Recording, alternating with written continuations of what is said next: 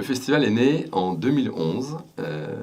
À l'origine, il y a un film qui s'appelle 8, que j'ai produit, avec l'idée d'illustrer les 8 objectifs du millénaire pour le développement. C'était une campagne qui a été lancée par Kofi Annan en 2000, et avec l'objectif de réduire, où les 191 gouvernements membres des Nations Unies devaient s'engager, ou se sont engagés, pour réduire de moitié la pauvreté dans le monde. Voilà, donc en tout cas, c'était des intentions, c'est une ligne de conduite, c'est une grille de lecture que les Nations Unies se sont données.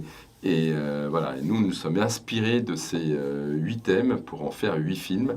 Et de là, l'idée a été, et l'envie surtout a été de continuer, de transformer le film en un festival, et avec cette idée et cet objectif d'utiliser le cinéma comme un outil de sensibilisation.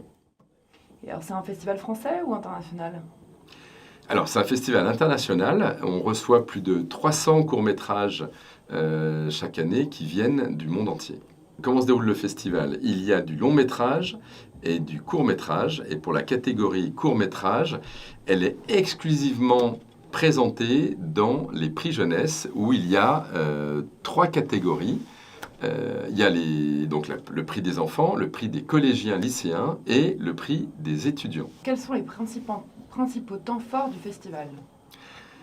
Alors, il y a la tournée des prix jeunesse, parce que effectivement, le festival, lui, se déroule du 11 au 16 avril 2023 à Paris. Ce sera la 12e édition. Et puis, il y a un moment qui, pour nous, est très fort, et c'est pour ça qu'on est ravis que la ville de Niort participe à cet engagement et cette aventure.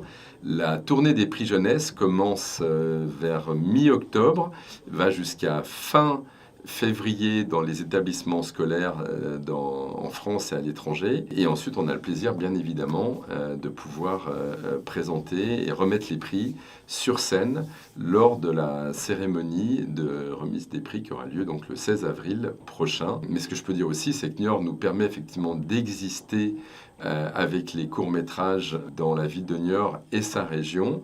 Et je sais qu'il y aura au moins un long-métrage de la sélection du festival qui sera présenté au Moulin du Roc. Alors, les films qui sont en compétition, sont-ils réalisés spécifiquement pour le festival ou pas nécessairement ?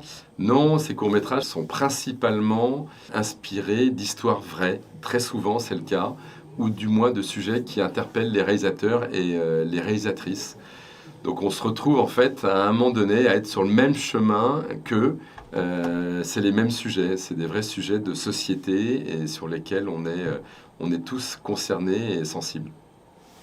Alors, la ville de Niort est partenaire du festival. Combien de villes le sont en France et dans le monde, et comment se traduit ce partenariat ? Alors, il y a près de 130 villes en France qui participent, qui diffusent les prix jeunesse.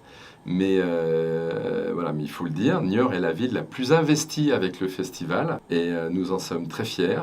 Il y a un vrai travail qui est fait sur le réseau scolaire et il y a une vraie collaboration qui s'est installée avec le Moulin du Roc pour que notre cinéma aussi existe à Niort même.